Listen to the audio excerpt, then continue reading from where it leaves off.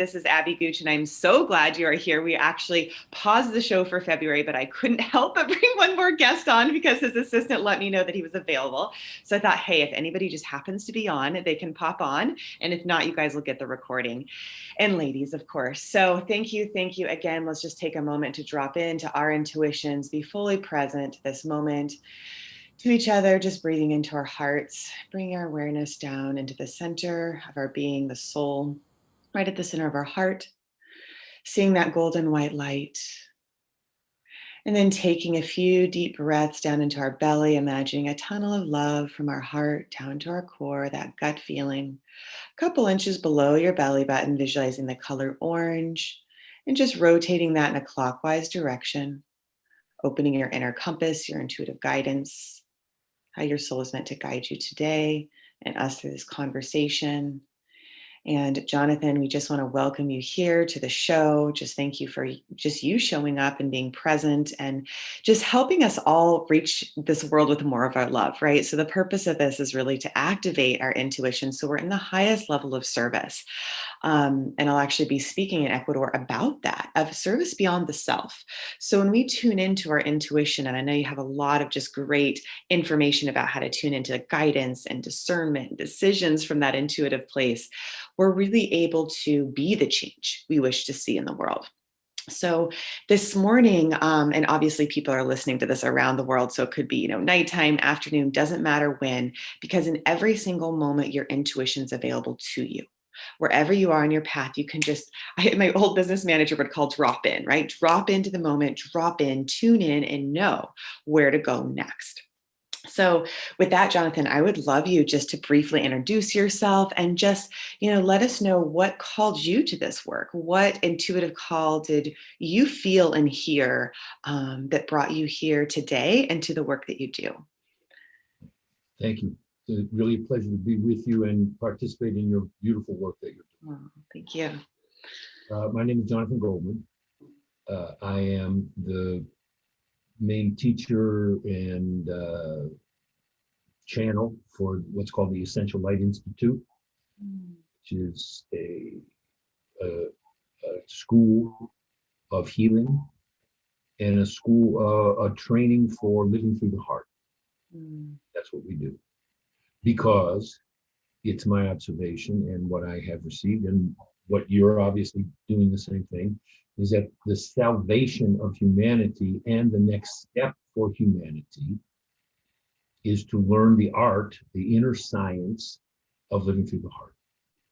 I love that. So how do you do that? I mean, it's one thing to say it, it's another thing to feel it and experience it, right? So I kind of feel like often fear can cloud the wisdom of the heart, right? Because we've all had experiences, I believe, in life that has kind of created a block or a wall to our heart, right? Like if we've ever been hurt or disconnected from love, the mind can kind of go in overdrive, right? And say, stop, like don't go.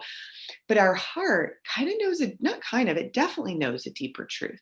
So, how do you help people access and trust their heart and know it's safe to trust their heart?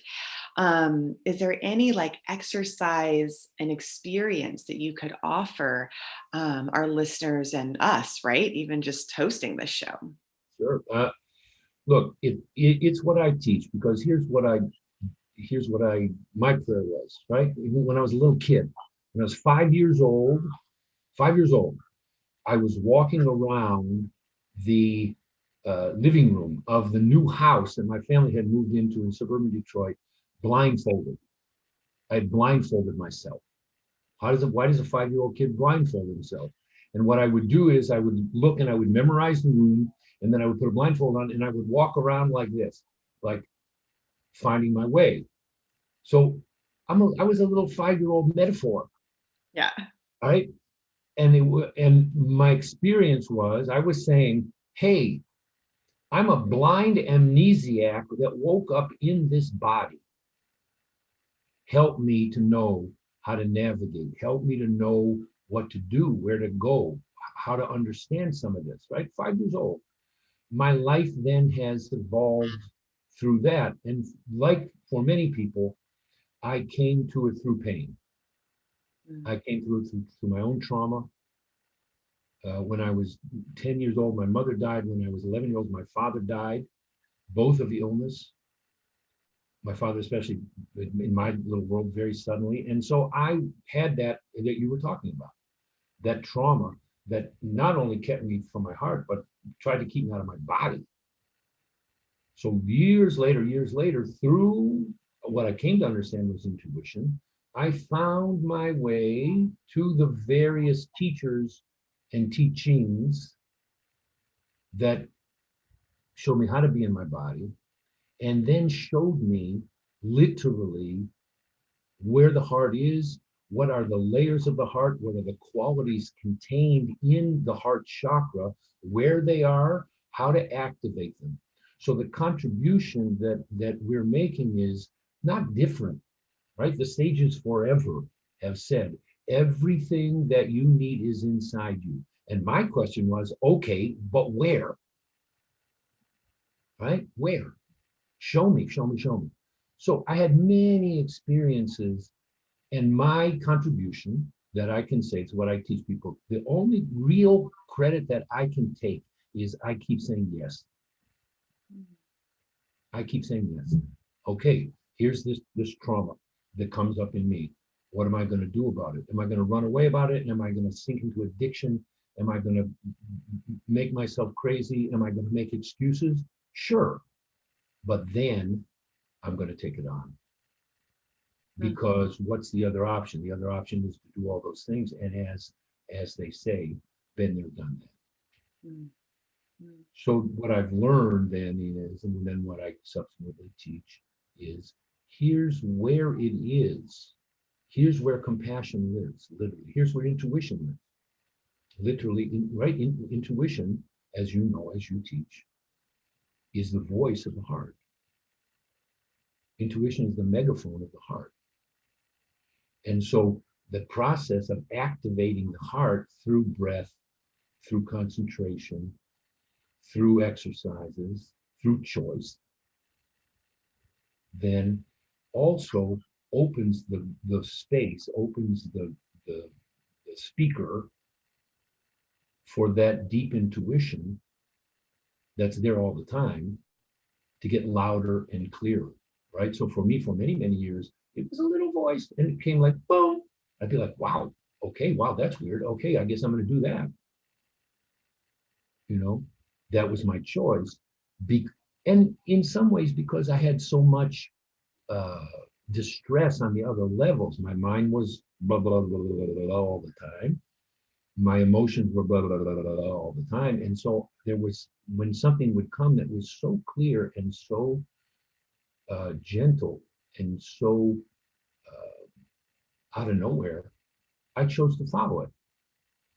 And then gradually, it also led me into the healing, so that other blah blah blah blah blah got way quieter and way more came into the program. It came into the harmony of the heart. I love that. I love that harmony of the heart. It's almost like that's the center point. It is. The heart is absolutely the center, right? Literally, in the chakra system, it's the center, right? And the heart holds both the transpersonal and the personal, Mm-hmm. holds the lower self and the higher self and the universal self. Mm-hmm. It has all those components. And so the switching my loyalty, so to speak, is what I say. I'm switching my loyalty from the third chakra, which is where my culture and my training would put me, right? The third chakra being the place we live on earth through, right? The doing, the making, the creating, manifesting, right? But also, as we see in our country and in this world, ends up in conflict, internal conflict, ends up in competition without reason, ends up in anger, ends up in criticism, blah blah blah, because it's not being held by something higher that gets what the real program is. So by shifting my loyalty internally to my heart and then practicing, right? The only people who are naturally in their hearts that I know are less than a year old. Mm. right? They're just little And dogs. dogs. No, I'm just kidding. No, no dogs. No, I don't know if you'll see our dog walk behind me here. Yeah, dogs, right? True. Absolutely true. I've just been experiencing that lately with dogs. Just like every time I think like an unconditionally loving thought, this dog's like jumping on me. I was like, okay, this is sweet. I love that though, Jonathan. That's really well said. Yeah, it really is. I use the word or I hear it all the time, like ego. And it used to irritate me. It still kind of does because I feel like it creates separation. And I think that kind of is what ego is, right? It's a separation from love. And when you talk about third chakra, which feels like you said, power and control, and then you move it up into the heart, there really is no separation. And that's, I think, one of the reasons I was inspired to create our nonprofit they were talking about called One Heart Global, which is really staying in the heart, moving from the heart, inspiring each other to be in the heart and make choices from the heart, right? And so we find as we do that, it's like a ripple of love, right? Because you're so full of love because you're connected to the truth inside you and everybody else that it just expands and grows like a flower. So I guess I just really invite everybody, you can activate that fourth chakra even just by visualizing the color green and rotating a clockwise direction. So if you take your right hand, you move it towards the right, you start to open your heart. And the affirmation for that is I love. And as you start to open, you'll notice what you love. And as you even say that to yourself, you'll be drawn closer to those things, right? And you'll feel like a magnetic pull towards those things. And that is your purpose, right? Your purpose is to love and be loved and share that love. So wherever you're being called, there is a way to get there, right? Like, our next mission is Ecuador. Okay. Like the way has pretty much been paved. And the proper use of your third chakra is decision. So to use your decision in alignment with love, and then you'll be supported. So, Jonathan, I don't know if there's anything else you want to share to that, but that just kind of. Okay, actually, there's a couple things, Abby, because look, exactly what you're saying is the basis. So I want to say two things. First, I want to say, uh, here's the thing: everybody has a heart. Mhm. Everybody has one, and it's built in. So what I say is this: the distance between the third chakra and the fourth chakra is what I call the longest 4 inches in the universe, because the third chakra, it's interesting, the juxtaposition, right? The third chakra is dedicated to that which you're saying. It's to distinguishing, right? Third chakra is here's a me, here's a you, here's a this, here's a that, here's a plan, here's a not plan. The heart is unity. And so the transition, the transformation from that loyalty of one to getting literally to in answering that call to heart. You alluded to it earlier. The heart's in there going, hey, hey, hey, yo, it can be way better, blah, blah, blah. And and then when we don't listen, it gets louder and it can turn into illness. Somebody asked me the other day, I was on another call and they said, so what do you think about heart disease? And I said, heart disease, it comes from the difficulty in listening to the call of the heart because we denied what you did before. We have this separation. And particularly, one of the things that I teach is what we do is we take the energy of the heart in most cases and we put it behind us. We put it into like a lockbox Mm. in the back between our shoulder blades Mm. and hold back the energy of the heart. There's nothing missing. It's all there. But where did we put it? So someone who says, well, I don't know, my heart's not open. Well, it's not that your heart has been denied its full measure of energy, because a heart given its full measure of energy is just going to do what hearts do. What you said, it's going to reach out, it's going to love, it's going to connect, it's going to unify, it's going to harmonize. So if that was not acceptable for some reason, and in order to protect the precious, innocent, perfect self that's in the depth of the heart, what was the best option? Well, in many cases, the option was, well, I'm just not going to be there. I'm going to take it and I'm going to put it in a lockbox back here. So one of the things that we teach is, okay, let's be aware of that. Now let's unlock the lockbox. And in the exercise that you're teaching, when we unlock the lockbox, there's more juice available for that breath.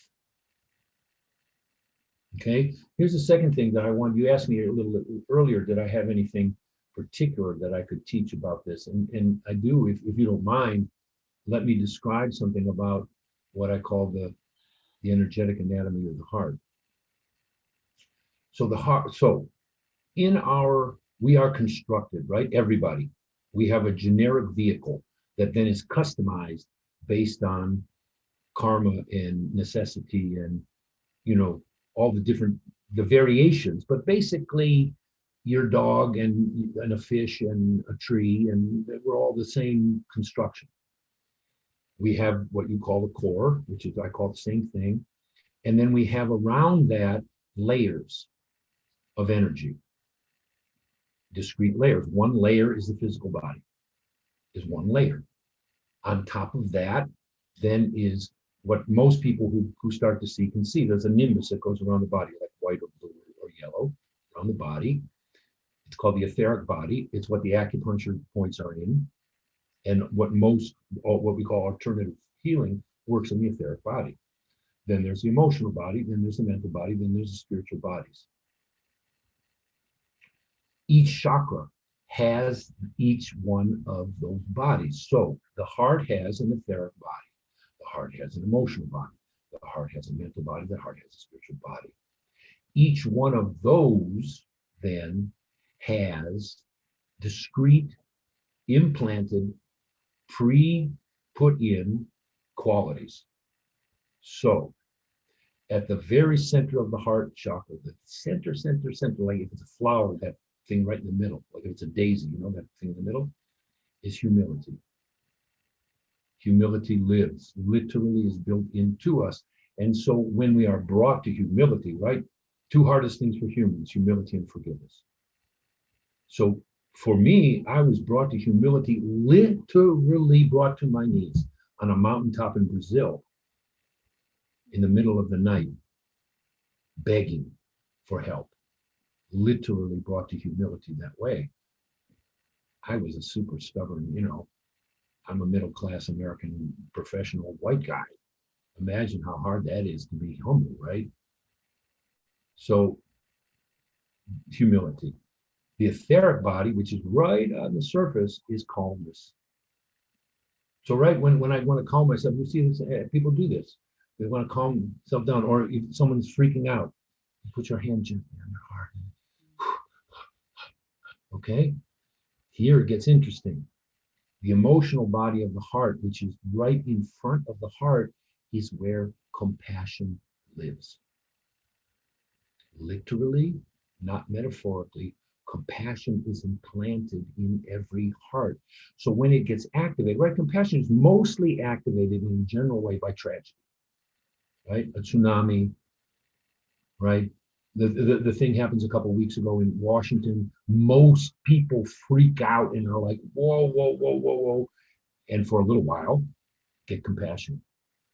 What if in my meditation, I can sit and activate compassion and then walk through the world like that? And in a situation where I'm faced with difficulty, or I'm faced with pain, or I'm faced with trauma, or I'm faced with anger, or I'm faced with somebody in pain, including me, what if I step in the space of compassion? Literally. And I don't have to wait for the Dalai Lama to hold compassion for me anymore. See? So that's what I was taught. So with your permission, I can show you right now. Sure. Kurt. And then everybody just kind of tune in if you want to follow along and do this beautiful exercise. Do it. This is the main thing that I actually want to teach on earth now. We talked earlier, you said, well, that's your mission. Mm-hmm. I want to teach this because it's so simple. Mm-hmm.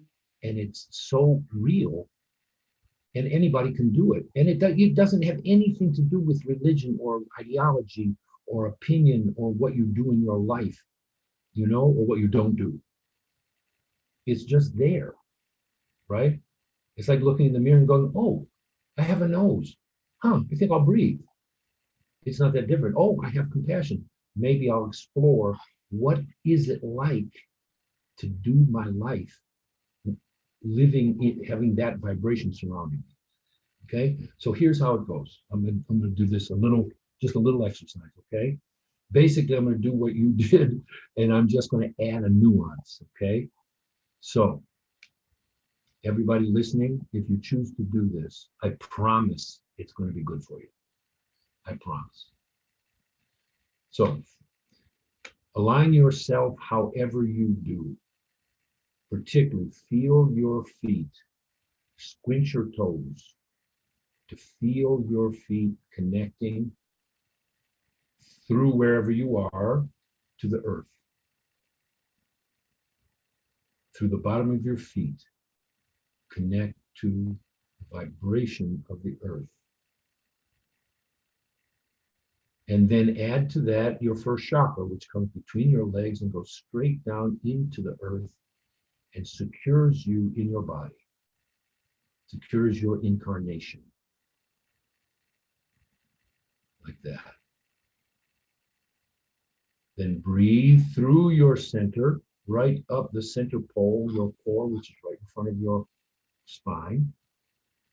Gently breathe from the bottom, from your hara, and arrive at the space of your heart at the top of your in-breath, and just hold that for a couple seconds. Good. There you go.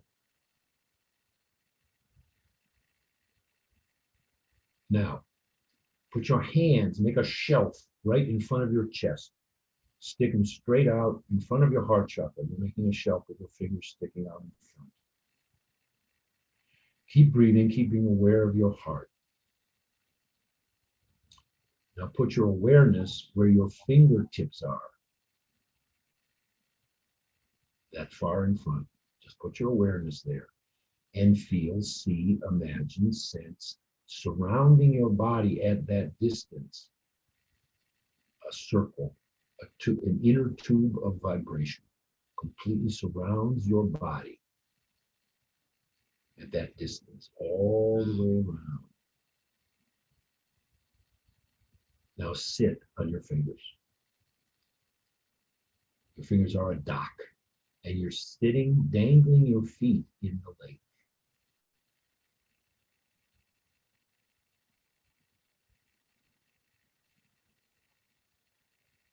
Now, from this place, bring in front of you a situation. Don't make it the most difficult one to start with. Something that you're facing,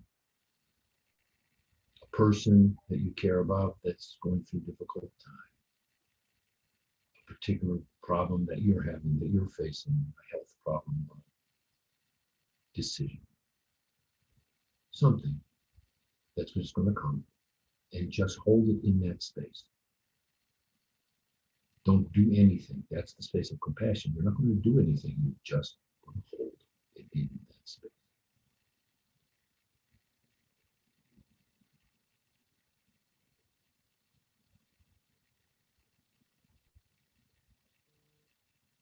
Good. Now, you can go to this place anytime you wish. Just walk out on the dock, sit down, dangle your feet in the clear water, breathe, and be.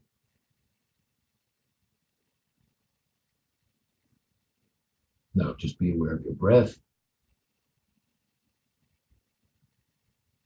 Put your hands in a prayer position, right in that space.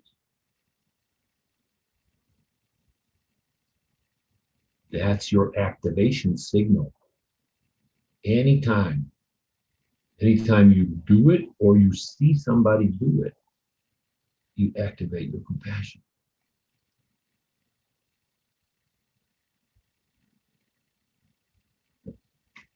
There you go. Amen. It's beautiful.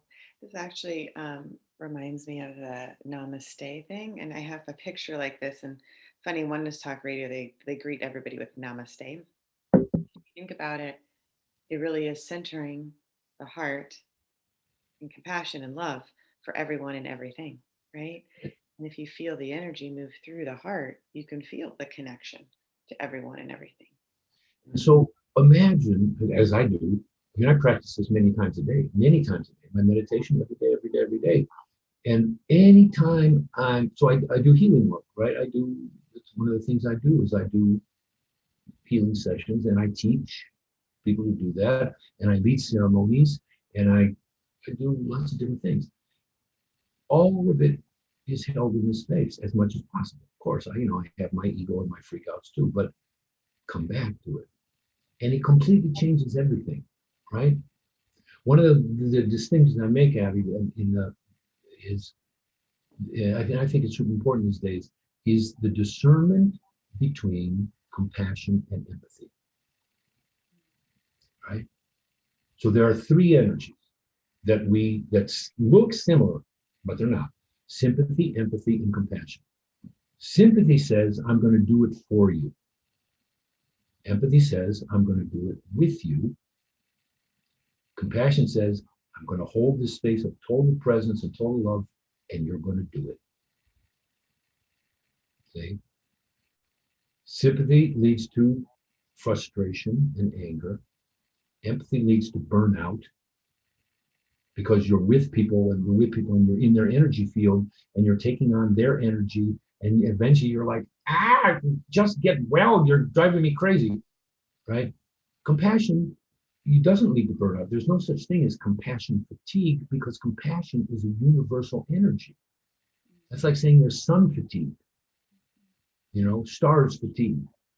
Oh, you can't have compassion fatigue. So when I step into the space of compassion, I am literally linking myself with the universal force of compassion that reinforces this, and it's infinite.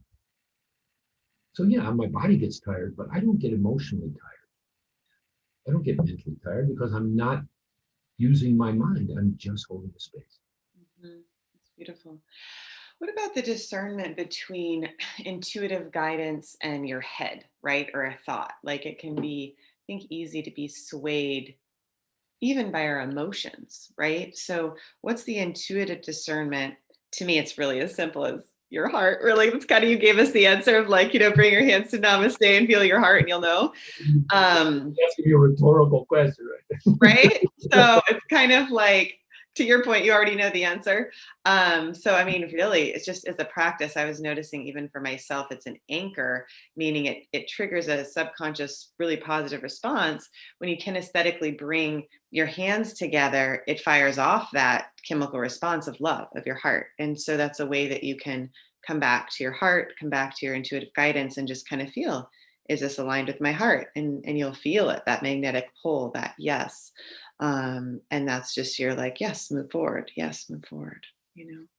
There's an aspect of higher willingness, right?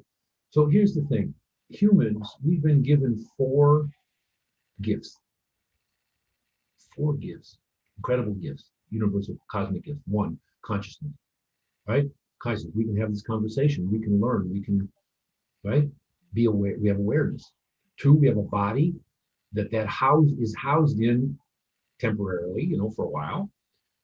Three, we have choice. And four, we have the ability to actualize the choice. The four incredible gifts that not all creatures have. They have some of it, right? So using those tells me then I have a mind that's very active, likes making up stories, right? That's what minds are meant to do. Minds make up stories, minds make up conclusions, oftentimes before the evidence is in. I have an ego that wants to maintain homeostasis, wants things to be the same so that I am, quote, successful in what it imagines I should do. I'm a medium, I'm a radio antenna, and so I pick up thoughts from the general field.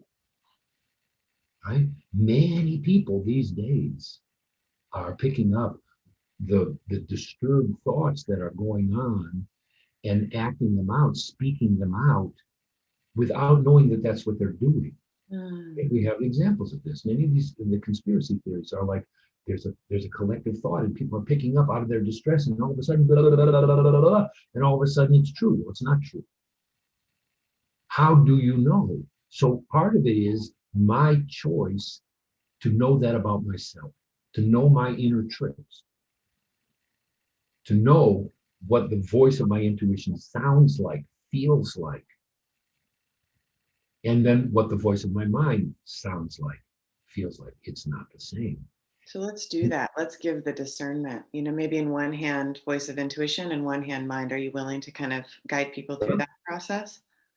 Okay, well, you did it yourself. So let's go back. Let's center ourselves Mhm. in this space of the heart. Simple, calm. Put your hands in front. One of the ways that I learned about this is I watch people's hands.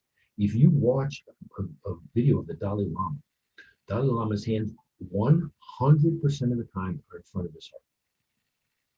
They're either in the space of compassion, which is the emotional body, or the space of faith, which is in the mental body. He just does this the whole time. He's doing this. He's just vibing the whole world. So let's go back to that place.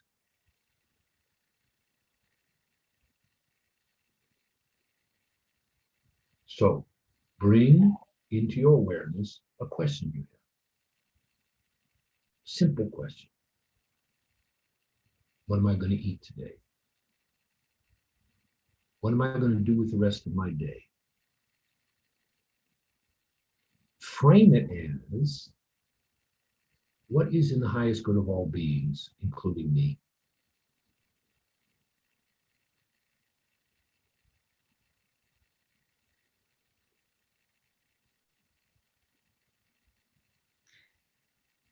And then where do you hear your answer from? So are they hearing it as a thought, a feeling? How do they experience this guidance? That's your question. That's the question each one to ask yourself.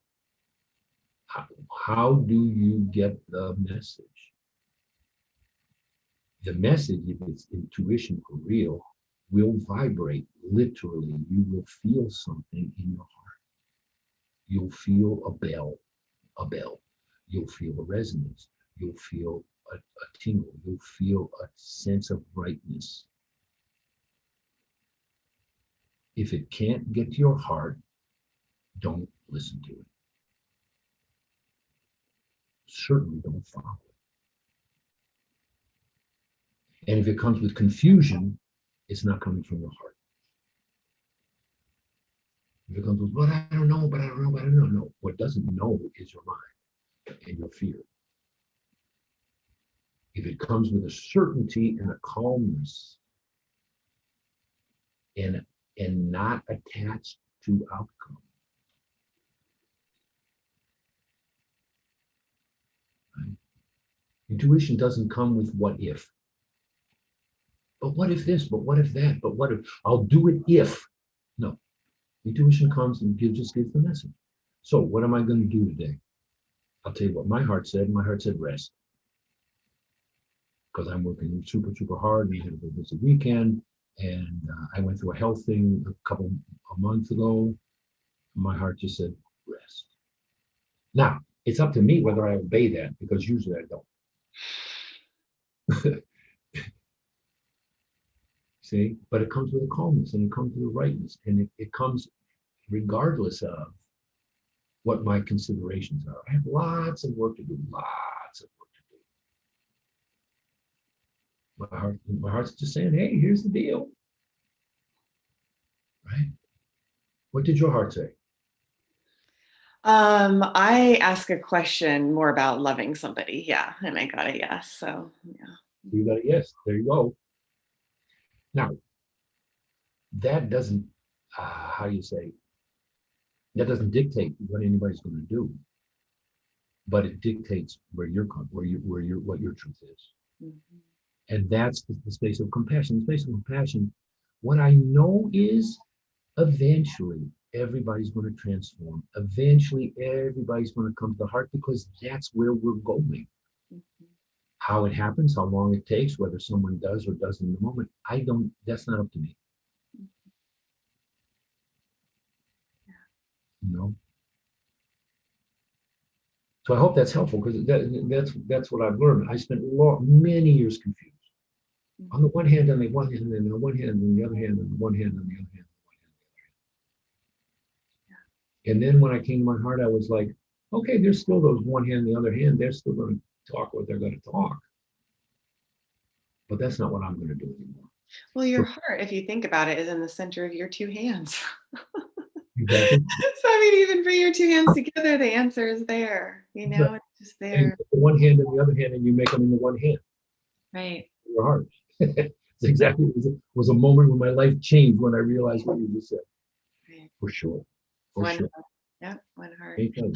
Yeah, and I want to invite everybody to go to oneheartglobal.co right now. So again, www.oneheartglobal.co, and you can click on retreat. So we have the retreat coming up this March in 2021, and we're also scoping out to build the orphanage there. So there's an existing orphanage, and we're building on it. We're also teaching these intuitive principles, and the retreat is for adults to activate all the 7 energy centers and your full intuition, right? To fully live your purpose and really just be that light that you are. So again, if you click on retreat, you can find more information about that. And as Jonathan, is there anything else you want to add to that? It's funny, my next client's name is Jonathan. What is up with all these Jonathans? So cool. Well, there's another Jonathan Goldman. Yeah, Missy was saying something about that. It's a whole story. I have a whole funny story about it. Yeah. So, yeah, here's what I would offer. Our website is essentiallight.org. Essential Light, one word, lowercase, 2 L's in the middle. Essentiallight.org. And we have a full array of online classes, videos. We have a YouTube channel. The particular thing that I'm super proud of and I think is really useful in these times is I did a 10-week class in September, October. And they're 1.5 hour, 10 session.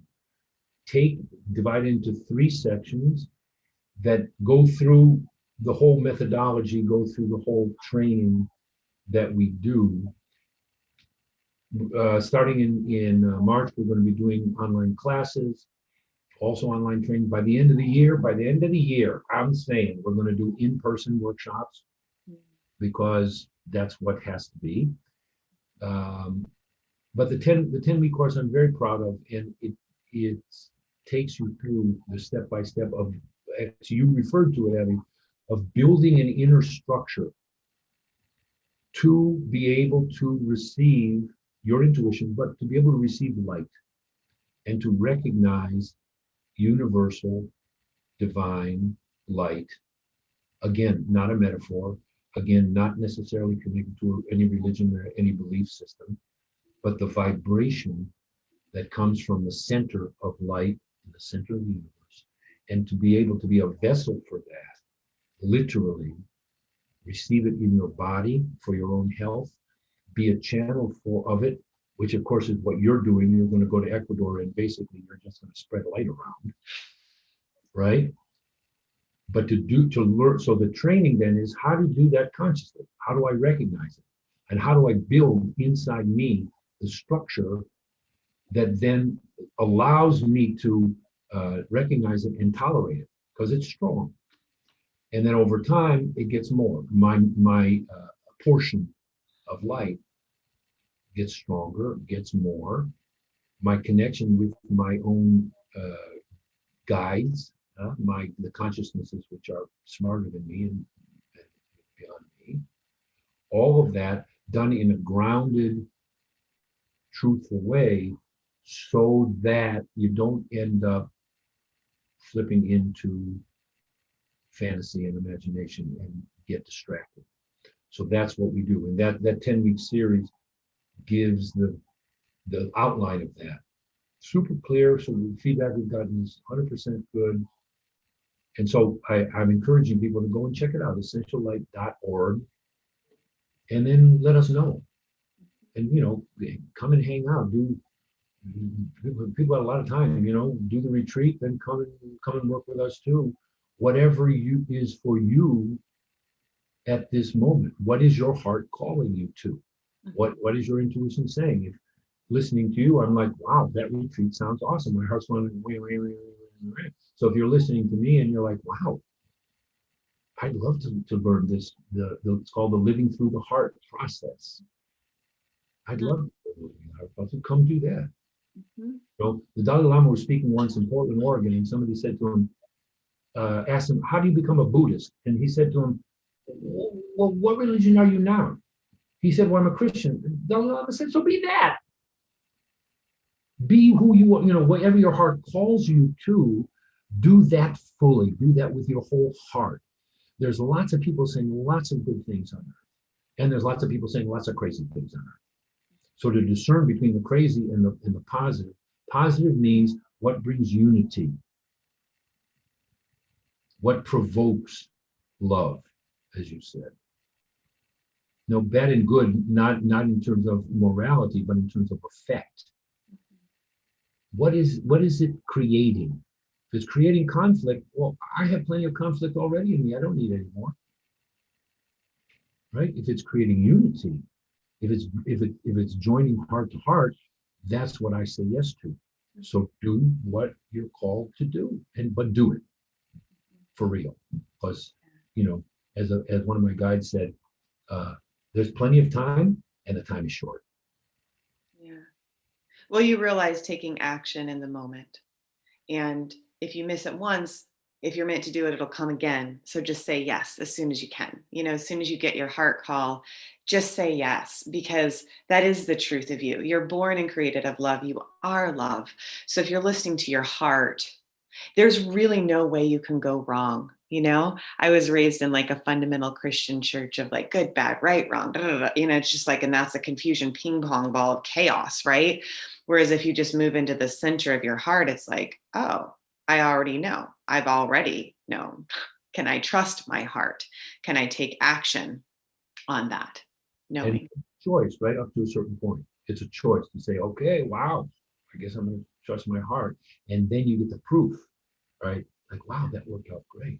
Yeah. And also I would add one more thing. Pay attention to then how that prayer, because that's a prayer, right? To follow my heart is a prayer. I call it a prayer. Prayer is like, because I'm saying, I want to do this, I choose this, and I'm asking for help, however that is. Help from my higher self, help from the universe, however it's framed, right? Help from the guides. And watch how it plays out. Watch then the things that happen in your life that actually are to bring you to the answer of that prayer. Sometimes illness is that. Sometimes illness is that. Because you referred to it at the beginning of it, you have this block. You have this block. You can't get to your heart. If my prayer for real is to get to my heart, what is going to break that block? And sometimes it needs to be chipped away. So recognizing that from that prayer, many things are going to happen, all of them leading to the positive clearing transformation that answers your prayer. And that makes us collaborators, co-creators in the process rather than victims of it. You see, I've had many times. I'm in the middle of a healing process in me, and I'm complaining. My God, it's so difficult. And literally, the voice of my guide will come and say, "Do you remember the prayer you made?" And I'll be like, "Oh yeah, that's right." So it doesn't necessarily make it easy, but it makes it more smooth for me to cooperate and then follow my intuition as to, okay, how am I going to get through this? What is the medicine I need? What is the healing I need? What is the meditation I need to do? Who am I going to listen to? If I'm thinking, oh my God, I'm so sick, and I'm a victim of this, and it's terrible, it's terrible, it's terrible. I don't. My intuition could be, put a billboard on in Central Park, and I wouldn't recognize it. So I have to recognize that I am being supported, and sometimes the support is weird. And sometimes what? Support is weird. Yeah. Sometimes it's weird, right? Well, it's funny you say that because my grandma just passed. And so I drove my parents from Idaho to Oregon. And then one of my clients called, who's a dear friend of mine, and I'm just like overwhelmed by grief. And she's just like, hey, I'll meet you halfway. So she actually drove halfway to meet me. I'm actually staying at my client's house right now. The support is quote unquote weird, but it's all love. And, you saw my little Oregon shirt. I didn't even know I had it. She'd like let me borrow it. So it's just funny how we always are supported in love. And can we receive it? And I think realize the answer to that is always yes. And as you follow your heart, you're giving it. So if you can shift, I mean, the biggest thing I received from this, Jonathan, is really shifting from the third to the fourth, right? So that power and control and whatever energy of kind of conflict and almost like war, right? Fighting into the heart, which is intuition, unity, consciousness, bliss, ananda, right? Like it's all of that infinite capacity to love and be loved. There's just this beautiful ball of just golden white light that surrounds your field, kind of like you were talking about the different layers. So I just invite everybody, just place your hands on your heart right now in this moment. Just notice, where is my heart calling me? And you can look at these links that we'll send you. You can see, in this moment, am I guided to go have a cup of coffee, to call a friend, whatever. And, your intuition moves you. So I know when I started my company, I was 19, I'm literally sitting at the computer and the words life force connection come through me. I wasn't thinking, it literally was moving through me. So you can't really think intuition because it's so fast. It's so beyond intellectual understanding, anyways, but it's like, it's so you. Ha! Intuitive you. It's so you. You are your intuition. So when you clear all these other blocks, you're actually just becoming more of you. And the world wants that. The world needs that because you're born perfectly as you are. So we need you to show up. So, And Jonathan, thank you. what was your contribution at that moment? You said yes. Mhm. Yeah, we all did. We're all And here. everything conspired to bring you where you are now. Same thing. Same thing. Very beautiful. Very beautiful. Yeah, so beautiful. Well, we just need to wrap up in a few minutes. So, Jonathan, if you can share your website one more time so people can access that. If you want to go ahead and do that now, that would be great. Okay. Essential light, one word, lowercase, two L's in the middle, essentiallight.org. Beautiful. Beautiful. I love it. Essentiallight.org. And then if you want to revisit www.oneheartglobal.co. With that, Jonathan, is there any just last words of wisdom or like a motto or anything you want to just share with people before we log off here? Yeah, I'm going to share what I call the whatever prayer. It's called the whatever prayer. Okay, again, when I talk about prayer, it's not even non-denominational. It is a communication from the heart to that. Goes inside, goes beyond. So this is whatever prayer, which I got in a healing session many years ago. Goes like this: whatever I have to see, whatever I have to feel, whatever I have to remember, whatever I have to go through, if it is for my healing and in the highest good of all beings, I agree to it. Whatever I have to see, whatever I have to feel, whatever I have to remember, whatever I have to go through, if it is for my healing and in the highest good of all beings, I agree to it. It's basically giving permission to the universe and to the guides and to your inner self to say, let's go. Let's go. Sweet. I see this little energy of just guides and just light beings ushering down a path of light, right? Just like, hey, hey, come down here. And there's nothing to be afraid of. So the mind can be like, ooh, that could be scary. It's like even Ecuador at first, I'm like, oh my God, COVID, I could be scared, whatever. It's the mind that's scared. It's the heart that knows. So again, just coming back to the heart and placing your hands on your heart or in namaste, the heart knows. And so just trusting that and knowing that it is leading you to more light. I would say one more thing, Abby. Here's one sentence: light is not a metaphor. It just is. Light is for real. not only everywhere, but available to each of us to guide us, to heal us, to help us, to comfort us, to give us a bigger picture, and to make us lighthouses, to be a lighthouse, right? Like beaming light around, illuminating what needs to be illuminated inside and around us. As far as I understand, that's what we're being asked to do. You're doing it through your incredible work. I'm doing it. I'm doing it. Many, many, many, many people being guided to do this. Light is not a metaphor. Light is the real deal. It's beautiful. I love that. Thank you so much, Jonathan. Namaste. So appreciate you. Thank you. Thank you. Namaste. My honor, for real. Beautiful. All right. We'll be in touch, everyone. Thanks so much. You're welcome to always send me an email to abby@lifeforceconnection.com, and have a beautiful day. Take care. Bye. Amen.